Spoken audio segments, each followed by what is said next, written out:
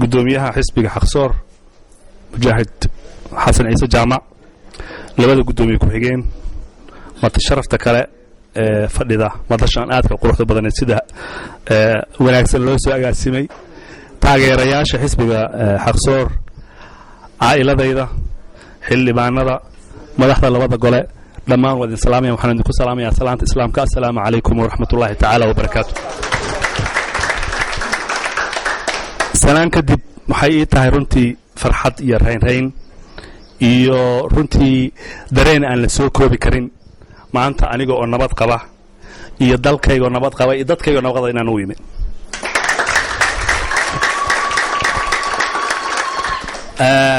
soo dhawayntaydu ma ahayn keliya Hargeysa waxaa la iga hor yimid Togwajaale oo xisbigan xaqsoor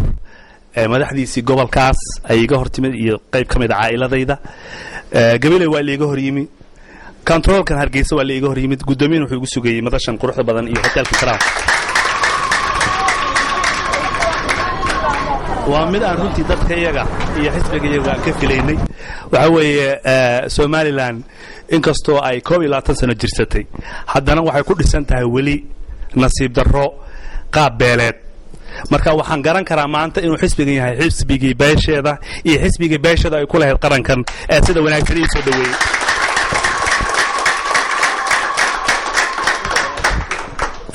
marka haddii aad aragtaan garaado badan oo xisbigan madashiisa imanaysa ama xafladihiisa ka hadlaya ama jooga waxaad ogaataan inay yihiin kuwii ehelka u ahaa madax dhaqameedku waa dad culus meel walbana ma tagaan laakiin meeshii ay madashoodu tahay fadhigooduna yahay ehelna u yihiin way imanayaan wayna ka hadlayaan wayna joogayaan marka gudoomiye aad baad ugu mahadsan tahay adiga iyo xisbigaaga iyo madaxda kale iyo taageerayaashaba waliba gudiga garabkan haweenka runtii sida quruxda badan igu soo dhaweeyay hotelka ee mashxaradda iyo buraanburka waxaan leeyahay waa mahadsantihiin aad baad u mahadsantihiin waanan idinka filaynay runtii waanan ku tashanayna waanan ku xisaabtamayna anigu muddaan ka maqnaa dalkan dana ii gaar ahaa iyo dana dalkan iyo dadkanba u ahaa wax wanaagsan baan ku maqnaa oo ay ugu horeyso arrinta nabadda ninkii dhagaha laa wuxuu yidhi inaan dhagala ahay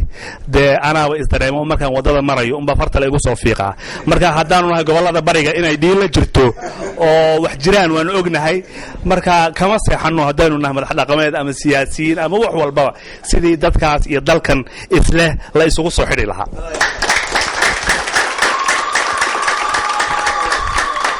hawl walba oo timaada waqti bay qaadataa sabar bay u baahan tahay waa sunaha adduunka weeye waad aragtaan oo ilmuhu markay calool galaan habeenkuma dhashaan 9 bilood baa laga sugaa hooyada uurkooda inay ka soo baxaan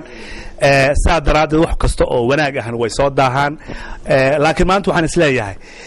dagaalkii aad dibadda ka gasheen weliba gaar ahaan dalka Ingiriiska oo anagu aaminsanahay inay tahay meesha haddii dalkan wanaag looga soo talinayo ama hadday tahay hagardaamo lagu soo wado meesha ay ka soo uskunto inay tahay UK runtii nabad baanu ka dhalinay waana aragtaa miraheedii waa tan maanta go'aanka lagu gaaray hogaamiye xag la toosiyey iyo xubno kale oo reer UK ah oo beeshan u dhashay halkan yimaadeen gogashii nabadda ee madaxweynuhu fidiyeen ay qaateen isla markaana maxaabiistii la isweydaarsaday ciidankiina la kala qaaday waxaan leeyahay waa guul waxaan leeyahay waa guul u soo hoyatay dhammaan reer Somaliland maaha guul u soo hoyatay reer bari maaha guul u soo hoyatay dhulbahante waa guul u soo hoyatay reer Somaliland because Somaliland waa hal qoys weey ninkii og waa og yahay ninkaan ogeyna annaga u sheegayna Soomaaliya waa hal qoys mana qaybsanto ma qaybsanto cid kastoo isku dayda inay Soomaaliland qaybiso iyada ku daalaysa annaguna waxaanu garba taaganahay mar walba oo aanu heel u nahay oo aanu heegan u nahay sidii aan nabad u adkeyn lahayn ummadeena u walaalayn lahayn garaadnimada noloo igmaday iyo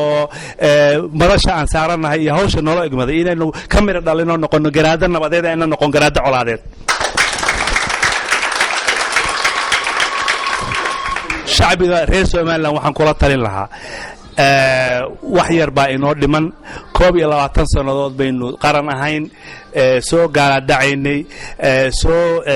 gurguuranaynay maanta meel ay ka wanaagsan tahay dalku meeshu marayo ma jiraan waxa la inoo ogolaaday inaynu laba dawladood u wada hadalno inaga iyo dalka jaarka iyaga walaalaha iyaga Soomaaliya taa waa guul u soo hitray Soomaaliland waxa leeyahay laga faa'iideysto wax walba oo dhexdeena ahna aynu wada hadal iyo walaaltinimo iyo miiska dushiisa aynu ku dhamaysano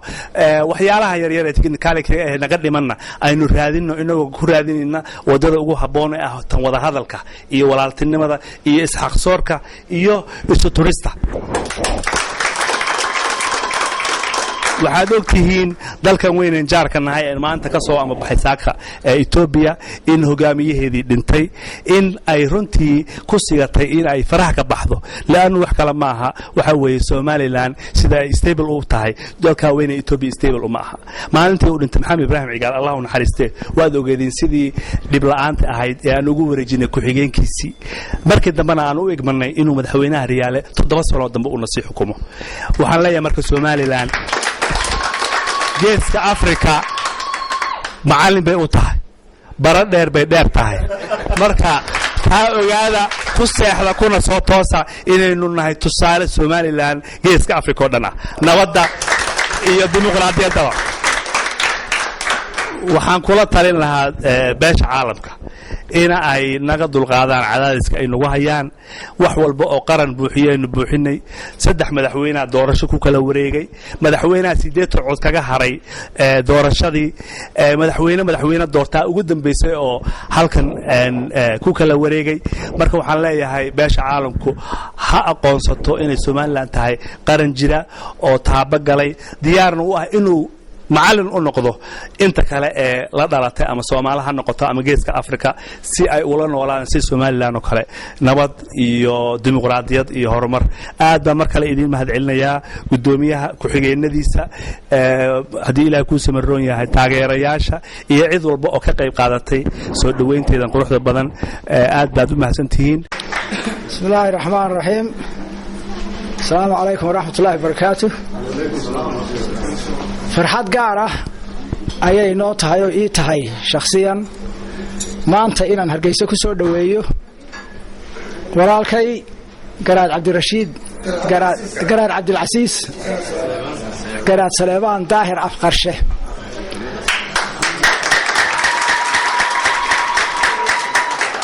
farxad gaar ah oo qof ahaaneed urur ahaaneed oo qaran ahaan bay noo tahay qof ahaaneed haddaan horaysiiyo garaad Cabdilcasiis markuu albaabka ka soo galay ayaan gartay inuu yahay isagu maanta igu horeysa ayaan gartay inuu yahay ninku garaad Saleebaan dhalay sababta oo ah aabihii baan aniga saaxiib lilaahi ahayn Allahu naxariistay ilaahi saaxiib lilaahi ahayn wari hore baanu isku baranay magaalada London ee garaadku imika ka yimi iskuulkii sheekhay caanka ahaa ee waqtigiisii ahaa iskuulka ugu wanaagsan wadanka ayaanu ka wada baxnay oo ii baneeyay kuma soo gaadhinay laakiin sheekadiisii Allahu naxariistay ayaan soo gaadhay oo wuxuu ahaa nin ragga ardayda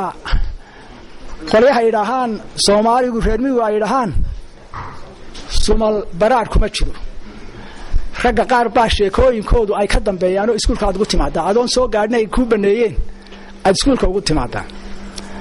waxyaabuhu aan ku ahaa waxa kamid ahaa ee aanu sheekooyinkiisa soo gaadhnay xikmadda iyo dooda wuxuu kamid ahaa hogaamiyayaasha jimciyada iskuulku lahaa oo la oran jiray Debating and Literary Society oo dooda iyo suugaanta qaabilsanayd oo aniguna waqtigaygii aan gudoomiye ka noqday jimciyada ayuu madaxdeeda kamid ahaan jiray oo aanu ku soo gaarnay magaciisa aanu ducaynay Allah naxariisto ragii ugu fiicnaa ee ugu qalbiga wanaagsanaa ee ugu caloosha furnaayeen anigu shakhsiyan la kulmo runta hadda doonaysan ay kamid ah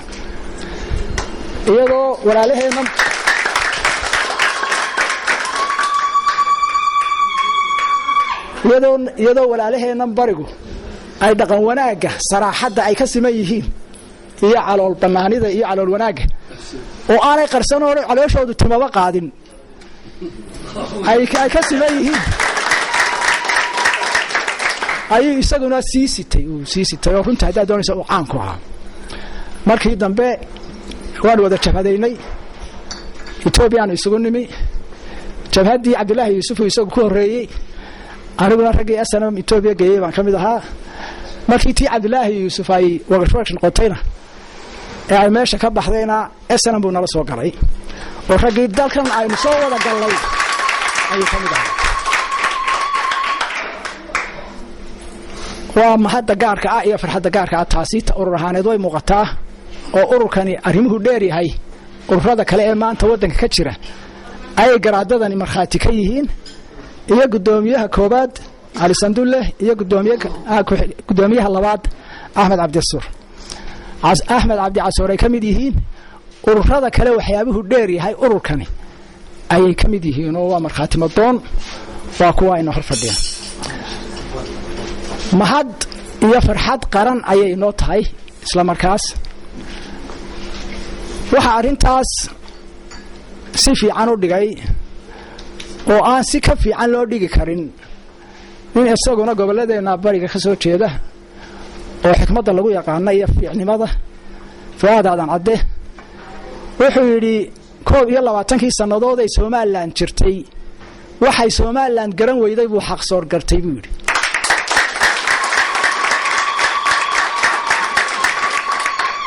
markuu tallaabana bariga u qaaday tallaabana galbeedka u qaaday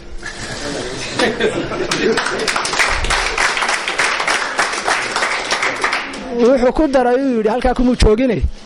wuxuu yiri 17 urur oo wadankan Soomaaliland soo maray muddada uu cimrigiisu jiray waxay ku dhiiran waayeen buu xaq soor ku dhiiraday yiri si ka wanaagsan oo loo dhigi kara ma jirto waanu mahadnaqayaa faadaad cad garashadiisa Ilaahay u siyaadiyo waan ku siira tumanaya qodobkaas sababtoo ah uu u qalmaa in lagu tunto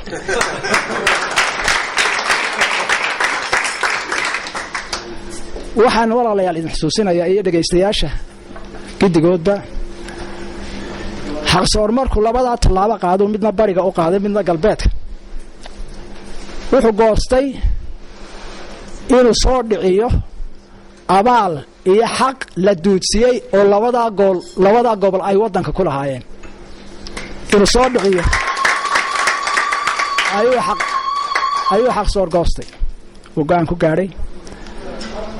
arrintaas ururkan xaq soor wuxuu ku dhalan rogay gebigeediba siyaasadii wadanka Soomaaliland taali taasoo kaliya maaha ururkan xaq soor wuxuu dhalan rogay oo ay saameyn weyn ku yeelatay siyaasadii gebi ahaan mandaqadaba ka jirtay geeska Afrikaba ka jirtay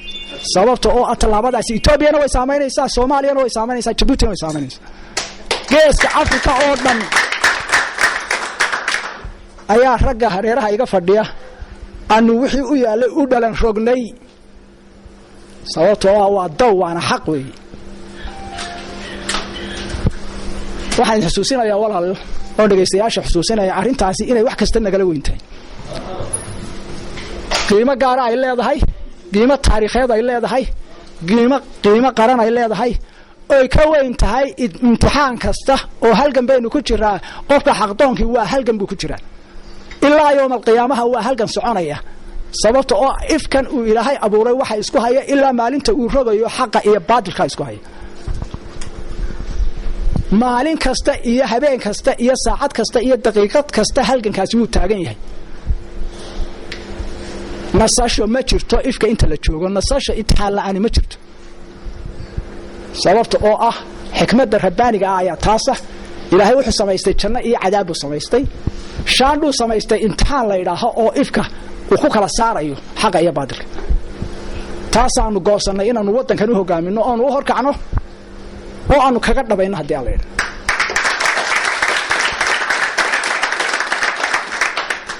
ujeeddadaas wax la qiimiyey aanu jirin awgeed ayaan idinku guubaabinayaa madaxda iyo xubnaha iyo taageerayaasha Xaqsoor inay diyaar u ahaadaan dhibaato kasta oo kaga hor timaada halkanka ay xaq ugu jiraan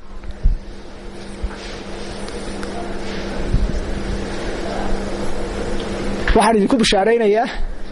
aniga iyo ragga hogaamiyayaasha kamida waan ku kalsoonay diyaar uma nihiin oo kaliya ma waan ku raaxaysanaynaa inaanu xaq raadin